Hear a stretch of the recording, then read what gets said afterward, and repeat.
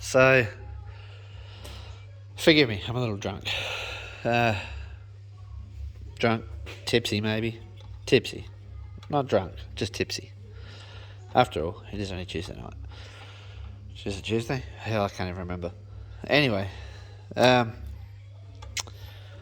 come out here just to occupy myself for a few minutes in between beers.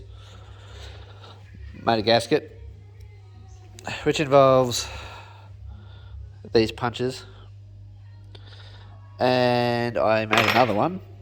Where did I put it? Oh yeah, I stuck it on there. I see. I'll make another rotary hoe because the mounting brackets for this little 3 horsepower seem to be like perfect. They'll fit on there without modification. And so yeah, that's this gasket here. I just roughly cut it out because I don't have to cut it out neatly. As long as the holes will line up, and I might trim the inside up a little bit, but I'll show you how I made it in a sec. Although, you can guess, Anyway, look, this is just an engine I had laying around. This was actually one that Reese made while Steve was in high school. And I bought this engine and a box of engine parts with it, which actually made the engine for that one. And now the gearbox is knackered in that, so my brother's going to fix that when he gets time, because he needs to lay some parts up for it, but I got to pull it apart and I haven't had time. Anyway, so yeah, forgive me, I'm blitzed.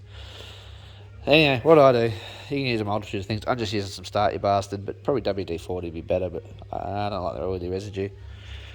Anyway, you go squirty, squirty, squirt, and then you take your gasket paper. You can use oil. Just give it a press. Some people even do the dimple method. They press hard, and you find all your bolt holes and stuff, and press around there, and you sort of... That's how we used to do it. Anyway, it gives you an outline. And hence the rough shape of the other one, because, like I didn't quite get the external outline. So yeah, and then you can just trace it with a pen in case you can't see the marks properly. If you use oil, you can. This here might disappear a bit and get a bit light to see. Trace it with a pen and just simply knock it out. Now, with these kajiggers, you're supposed to use them on wood. I know.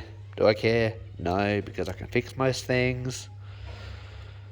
And when they go blunt, because they will go blunt, even on wood, but they will last longer.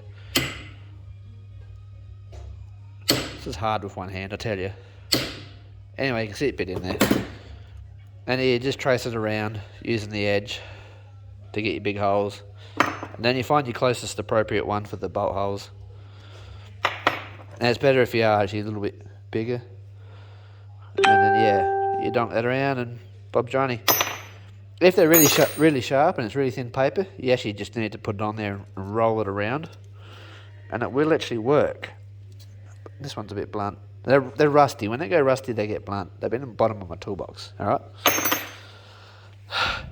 So I made that one, which I did the same way. I cut the corners out with the big one, and then Stanley knifed the rest of it, and then cut the bolt holes out, and then roughly drew a line around, and roughly cut the edges out. If I was going to get real fang-dangle with it, I could cut it. You would never know it was there. I used the good Permatex on there, the Rolls-Royce Permatex, because that one sticks. Because I tested these valves the other day. They ain't never going to ride. They are loose as. Like, it's going to be the loudest part of the engine. It's going to tick like anything. I didn't set them, but I'd rather them be loose than tight. Because if they're tight, you ride valves and burn out valves. Because they don't shut properly whilst you're having a true combustion stroke, and then you're exhausting whilst it's exploding because they're not shut. So you're cooking the valve as it pushes gas through. Hot fire!